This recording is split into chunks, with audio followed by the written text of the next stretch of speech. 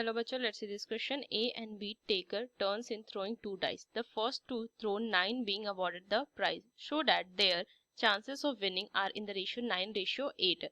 तो चलिए इस क्वेश्चन को सॉल्व करती हूँ. की कंसेप्ट है, अप्लाई करूंगी इस क्वेश्चन में. सो देखिए इस क्वेश्चन में ना मुझे एसएन की जरूरत पड़ेगी, वो भी जीपी की. अगर मैं देखूँ sum of n terms of an GP, so ये क्या फॉर्मूला होता है, ए अपॉन में 1 माइनस आर, जहाँ पे ए जो होता है फर्स्ट टर्म और ये जो कॉमन रेशियो होता है, ये जीपी के लिए मैंने एसएन का फॉर्मूला लिखा. इस चीज की जरूरत पड़ेगी. और प्रोबेबिलिटी तो मुझे पता है, प्रोबेबिलिटी अगर किसी इवेंट की ए की प्रोबेबिलिटी देखनी है तो क्या होता है, number of favourable outcome upon में नंबर ऑफ टोटल आउटकम, जिसको एन ऑफ एस से सैंपल स्पेस भी कहते हैं. तो बस ये चीज ध्यान में रखनी है. इस क्वेश्चन को सॉल्व करते हैं.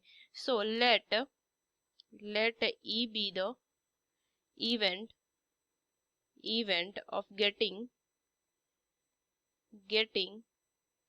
some 9 in a throw of 2 dice. So event का जो अगर मैं देखूं तो क्या हो सकता है, एक में 3 हो तो दूसरा में 6 हो, या तो चौथे एक में 4 हो, इसमें एक में 5 हो, एक में 5 हो दूसरे में 4 हो, और एक लास्ट होगा एक में 3 हो और इसमें एक में 6 और एक में 3 हो. सो अगर मैं प्रोबेबिलिटी ऑफ ई देखूं तो क्या लिख सकती हूँ, 4 अपॉन में कितना होता है, टोटल 36 होता है ना, टोटल जो सैंपल स्पेस होगा वो क्या हो, 2 डाइस का. यहाँ से अगर मैं देखूं एन ऑफ एस जो होगा वो 36 होगा. सो ये वैल्यू कितनी आ जाएगी, 1 अपॉन में 9 हो जाएगा.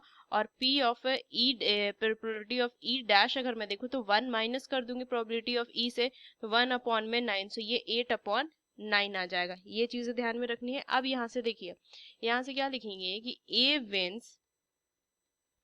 Wins in first throw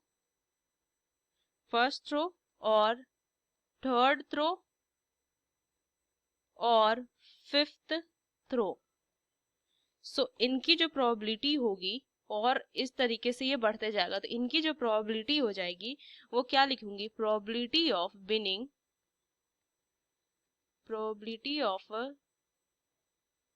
winning of A which is equal to probability of E plus में probability of E dash and E plus में probability of E dash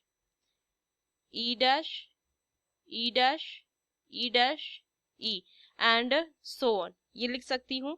सो अगर मैं देखूँ तो इसको क्या लिख सकते हैं, ये हो जाएगा probability of E प्लस में probability of E dash into probability of E dash into probability of E plus में probability of E dash into probability of E dash into probability of E dash into probability of E dash into probability of E, ये लिख सकते हैं. और इसी तरीके से ये आगे बढ़ते जाएगा.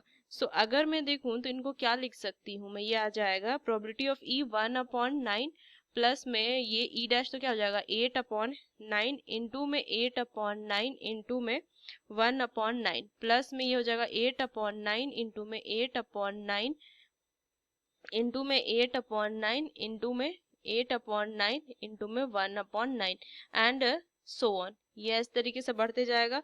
अब देखिए इसको अगर मैं लिख सकती हूँ 1 अपॉन कॉमन ले लूँ, सो ये आ जाएगा 1 प्लस ये 8 अपॉन 9 का होल स्क्वायर प्लस में 8 अपॉन 9 का पावर 4, इस तरीके से बनेगा.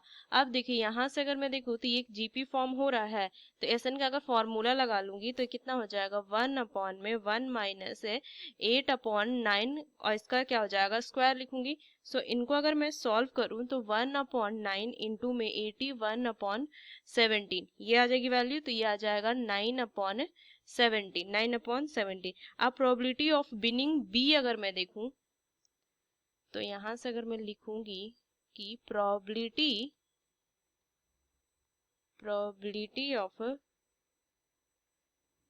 विनिंग ऑफ बी, तो इसको क्या करेंगे 1 माइनस 9 अपॉन 17 कर दूंगी. सो वैल्यू आ जाएगी 8 अपॉन 17. सो जो रिक्वायर्ड रेशियो आ जाएगा,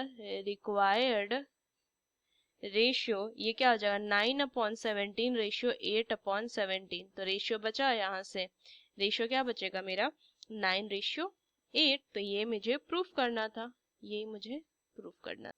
Using this key concept we solve this question. Hope you understood it well. Best of luck. Thank you.